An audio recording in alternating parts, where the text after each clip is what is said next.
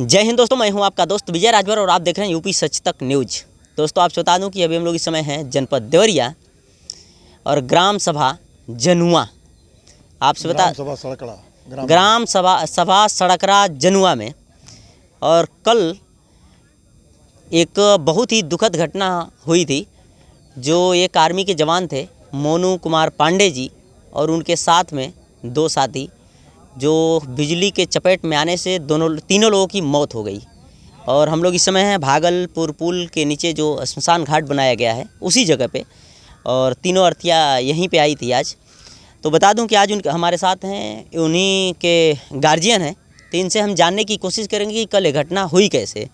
तो क्या नाम है आपका? हाँ, मेरा नाम हरिशंकर पांडे है जी। ये जो दो बच्चे दिवंगत हुए हैं वो मेरे ही परिवार के हैं जी। हम लोग का परिवार बहुत बड़ा है, 3-4 जगह रहते हैं, उसी में से एक परिवार का है।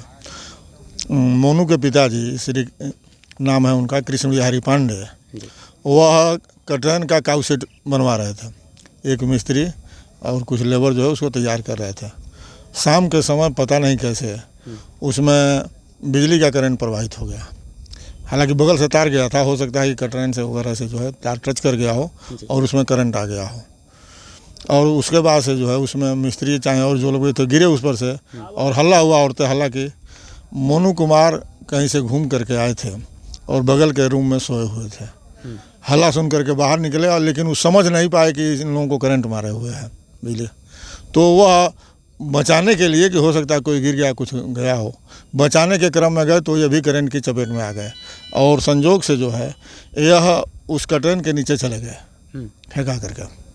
कटरन भी पकड़ा, जो है करंट भी पकड़ा हुआ था। तो जो 3 लोग जो कटरन के अंदर गिरे हुए थे जी। मोनू कुमार पांडे जो कि आर्मी में कार्यरत थे, घर छुट्टी पर आए हुए थे 8 तारीख को, 8 मई को। और उनके चचेरे भाई शिवम पांडे, आत्मज भरत पांडे, और एक बगल के मकान का पवन कुशवाहा, आत्मज राम प्रवेश कुशवाहा। ये तीनों बच्चे जो है अंदर गिरे थे और निकल नहीं सके। जो 2-3 लोग और वहाँ थे, मिस्त्री चाहे और जो देखने वाले लोग, वो कहीं दूर फेंका गए। तो उन लोगों को भी करंट का झटका लगा था, लेकिन वो उतना जो है ज़्यादा घायल नहीं हुए थे। और इसी क्रम में जब हल्ला हुआ तो और लोग भी आ गए और इन लोगों को सबको प्राथमिक स्वास्थ्य केंद्र लार लेकर के लोग गए। 3 आदमी उसमें से मोनू पांडे, शिवम पांडे और पवन कुशवाहा, ये तीनों सीरियस थे। और इन तीनों को और साथ में और लोगों को भी डॉक्टर जो है प्राथमिक चिकित्सा के बाद रेफ़र कर दिए देवरिया। देवरिया जाते ही जो है वहाँ चिकित्सकों ने देखते ही इन तीनों को मृत घोषित कर दिया।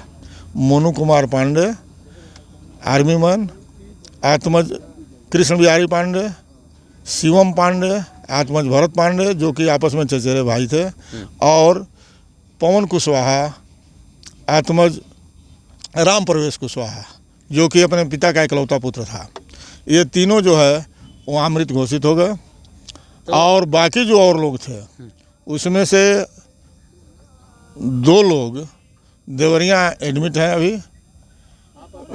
शत्रुघ्न पांडे, आत्मज लाल बाबू पांडे, और जो एक उसमें मिस्त्री थे छोटू ग्राम सजाऊं के, यह दोनों आदमी वहाँ पर अपना मतलब दवा इलाज करा रहे हैं। वो लोग खतरे से बाहर हैं। बाकी और भी 3-4 लोग उसमें जो है बिजली की चपेट में आए थे, जिनको हल्का फुल्का लगा था, जो कि प्राथमिक स्वास्थ्य केंद्र लार से ही अपना उपचार करा करके घर चले आए। तो अभी इस घटना को देखते हुए कुछ लोग आए, नेता लोग आए थे आपके घर पे? हाँ, कुछ लोग देवरिया भी गए थे, जिलाधिकारी महोदया भी वहाँ पर गई थी, और माननीय विजयलक्ष्मी गौतम गई थी वहाँ पर। विधायक महोदय गए थे। यहाँ पर भी जो है बहुत प्रशासनिक पदाधिकारी भी आए थे, थाना के लोग आए थे, और जिलाधिकारी महोदया भी आई थी, और भी लोग आए थे। कुछ लोग घाट पर भी आए थे। जिलाधिकारी महोदय से क्या आश्वासन मिला है? जिलाधिकारी महोदया से या और किसी से व्यक्तिगत रूप से तो हमारे जानकारी में कोई आश्वासन अभी तक नहीं मिला है। तो अभी वर्तमान सांसद जी आए थे? हाँ, वर्तमान सांसद जी आए थे। कहाँ पे?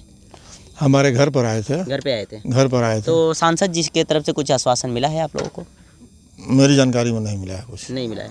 तो अभी सरकार से क्या मांगे हैं आप लोग जैसे इतना ही लोग कहे कि हम लोग एकदम हम लोगों की संवेदना आप लोगों के साथ है, हम लोग आपके साथ हैं, लेकिन और कोई विशेष इसके बढ़ करके कुछ नहीं मिला जी।